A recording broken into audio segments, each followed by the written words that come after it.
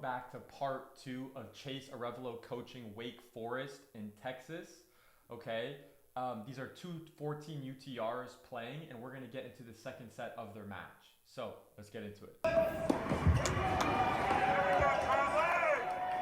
That's a good return miss though, a little bit long. That's the best miss you can make.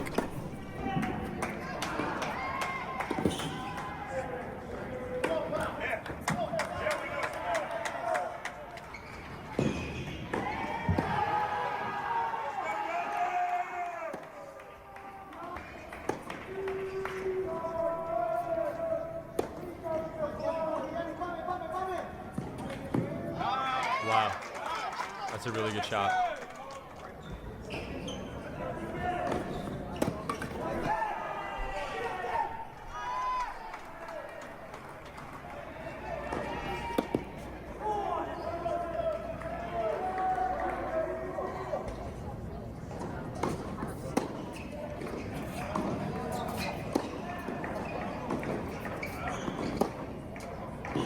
Way to keep ground on the baseline there. Let's go! Let's go! There we go!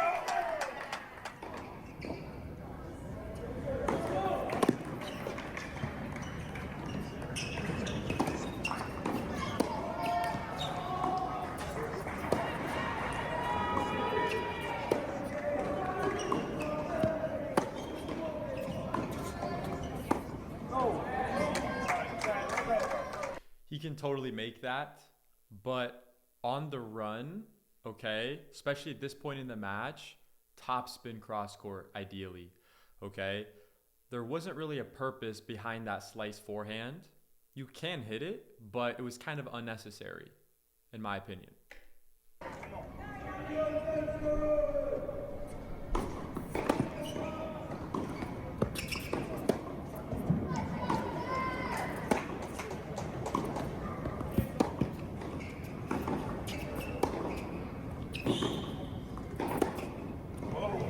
Look at that. Okay, so he goes backhand line, recovering. Look how he uses the open stance, backhand, to rip cross. Use the open stance more. Open stance, open stance, open stance. Critical thing right there. Most people use the close stance way too much on their backhand especially. It's a great example of somebody using it at the highest level.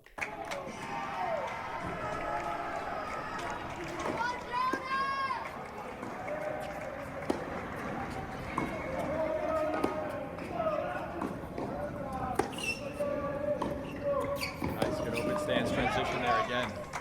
Timo did that same thing he did in the first set. Very good. So there, he didn't push off the left foot enough. So Stefan did not push off his left leg enough there. So he split. Everything's looking good right here. He's got to push off the left leg, land forward into the court. But see, there was no push off the left there. So you can see a big difference versus what he did there versus some of the more successful returns he's had. So that's credit to the leg drive.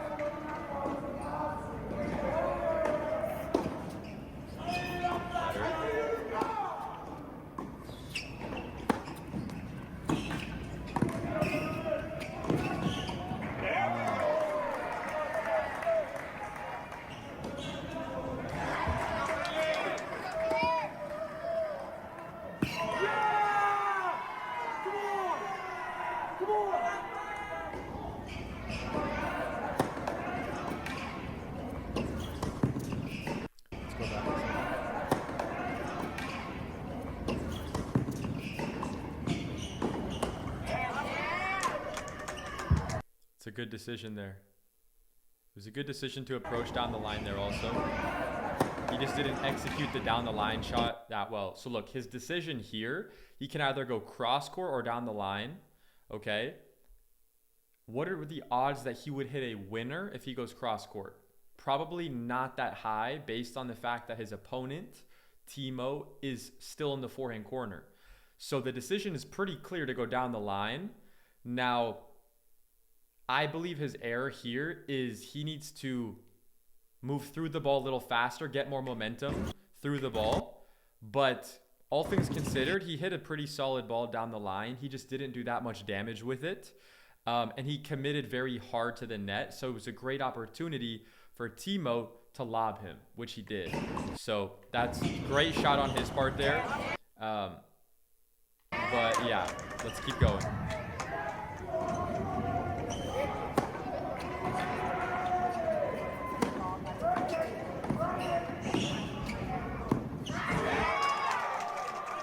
Gotta have a lob in your tool bag. You got to have a lob in your tool bag.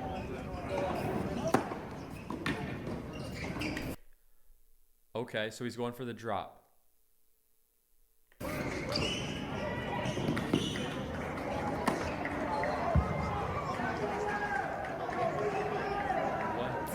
What was that?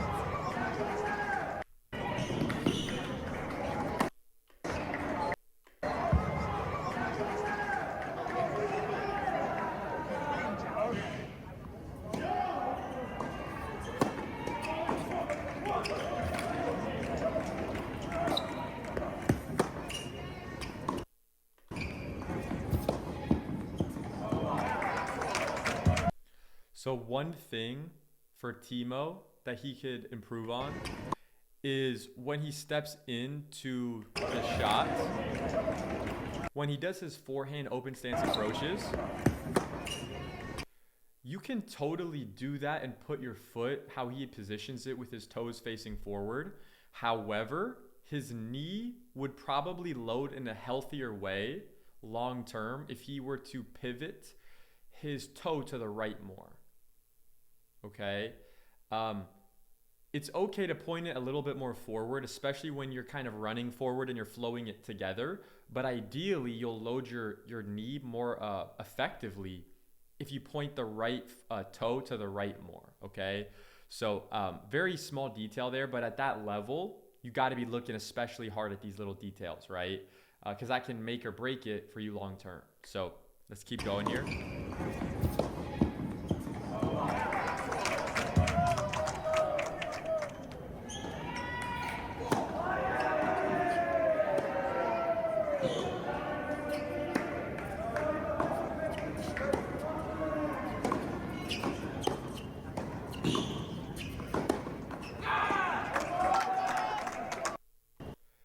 If you're Stefan, you got to realize Timo is literally just hitting it to your backhand, bro. So when you're hitting your backhands, it's like he's almost being like a pusher to your backhand in a sense, but like high level pusher, because he's obviously not like a pusher, but he's just making the balls to your backhand. So what you got to do is be extra patient on your backhand. Don't rush out of it, right? That's what like pushers want you to do. They want you to get impatient. So if they're playing that game, you got to outpatient them with the backhand until you can leverage your forehand, utilize your strengths, right? So Timo's doing a good job of making Stefan uncomfortable and making him pull the trigger from his backhand.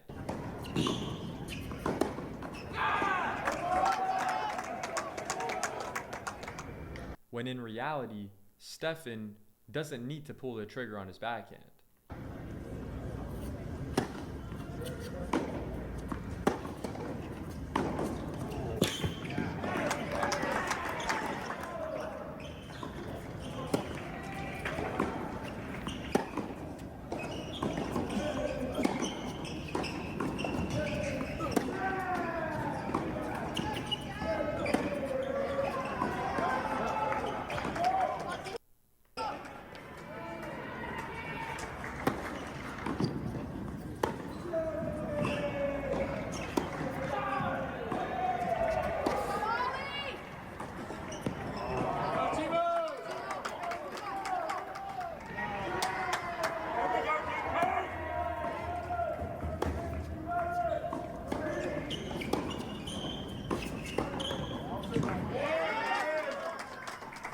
Very solid.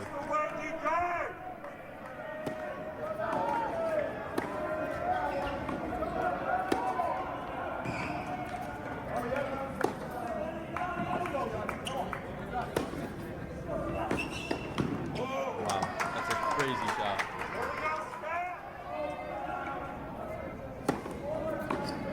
Yes!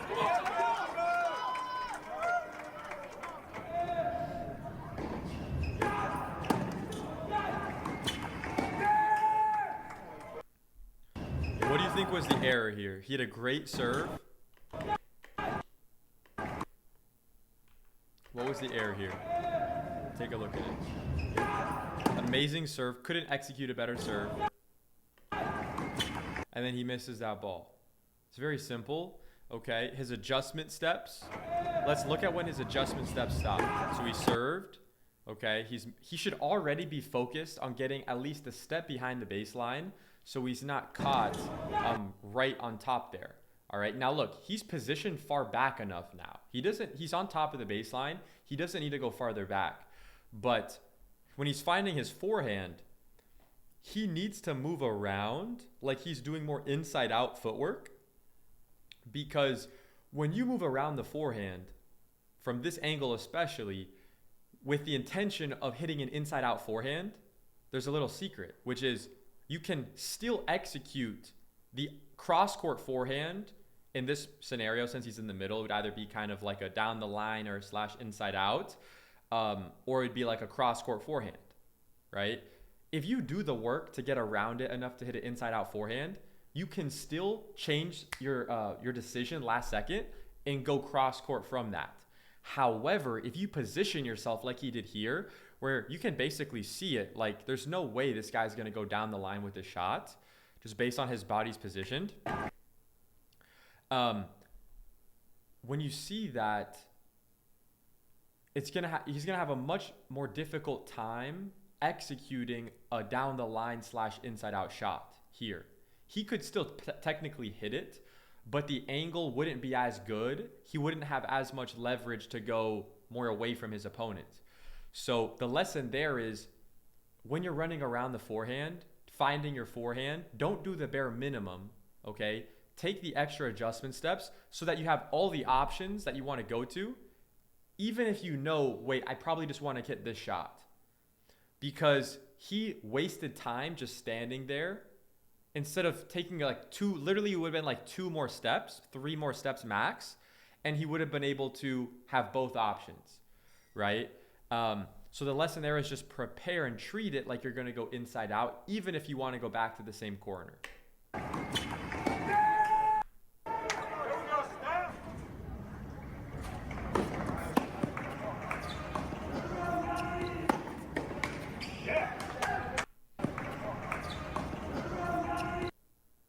So look, if we're being picky there and seeing what he could have done better there, Timo, let's look. He hits a good ball, puts Stefan on his back foot. Then Stefan hits a short ball. At a 14 UTR level, that is probably the shortest ball you're going to get the entire rally. That ball was like 4 feet, 3 feet inside the service line, the service box. So by standing this far back behind the baseline, Timo is basically saying, I just want to chill back here behind the baseline. What he should do, in my opinion, is recognize the ball's that short, do the work to get his body at least on top of the baseline. He really should be at that level with his body. He could totally be almost in the middle of no man's land, making contact there. It would take a lot more footwork. It would be a lot of hard work, but like that's possible. I believe that he could have done that. So let's see. Yeah, and look, I mean, he missed the shot. He could have made that totally from that position, but he could have had a better likelihood to be aggressive if he positioned himself a little bit more forward earlier, okay?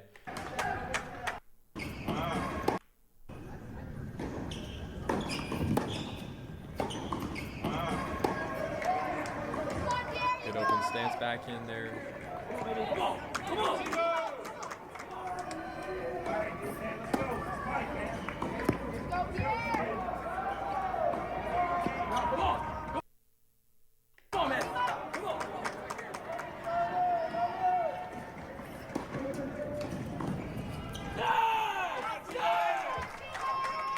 Too many errors from Stefan's back end. If you're him, after 1 or 2 of these errors, like the next few rallies, you got to just stay more disciplined, just keeping it cross, right? If you're spraying a few backhands, like 2, 3 backhands, like at this stage in the match, already down a set, like you got to find some rhythm and you got to find that consistency. So recognize that after like 1 or 2 errors, You don't want to wait until it's like, all right, I just lost a game or two based on this one error, and now I want to adjust, right? It might be a little too late. So let's see if he makes any adjustments.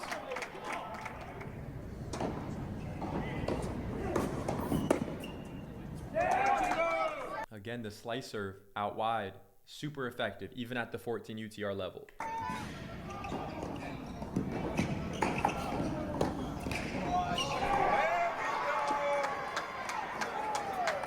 Nice open stance backhands.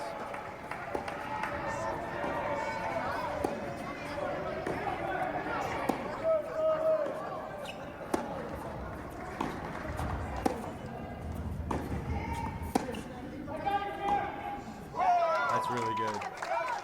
That's a really good change of direction right there. It's really solid.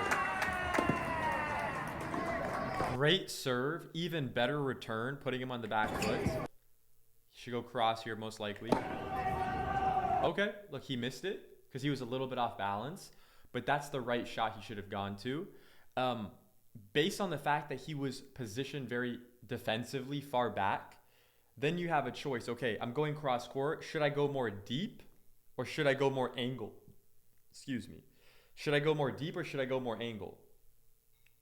And based on the fact that he's defensively positioned farther back on the run, you want to aim more deep. Now, let's say he got there really early and he was in position super early. He could be aggressive. Maybe aim more angle, right? But he was more centered in the court. Angle is going to be a lot more difficult to hit as well. So those are a few things to think about.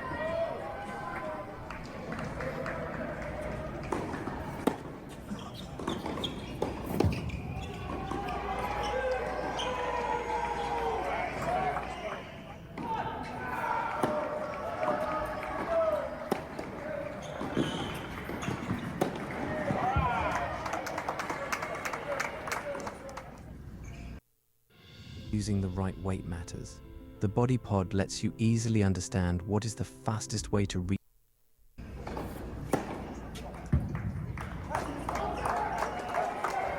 free point off the serve. Good open stance. Open stance. Oh. Wow, that's a tough shot. One.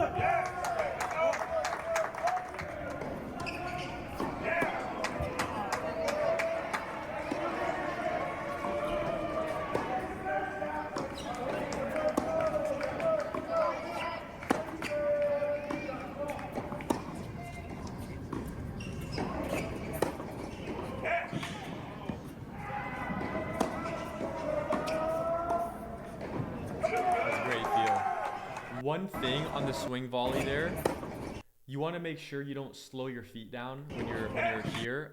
You don't want to make sure like you're still taking steps. So like for him here, he was still taking adjustment steps. However, it did look like he was slowing down the feet a little bit more. He has great timing. He made it work. But for most players, when you see that ball floating in the air, make sure you're still taking a lot of steps, adjustment steps, because the ball can change in the air, right? And there's just, you might not judge it perfectly.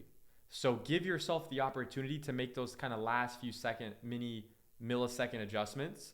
So just keep taking steps, more steps. He's really good at timing the ball. So he was able to do it with taking not as many steps. But if he took one step in the wrong direction, he would have been screwed, right? So make sure that if you're not maybe the most experienced with the steps you're taking, then take more of them so you have more chances at success.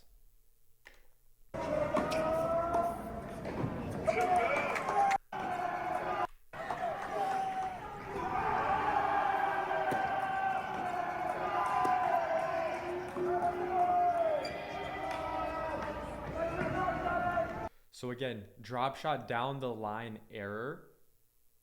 I love the drop shot. I'm one of the biggest proponents of the drop shot. You can go down the line. You totally can.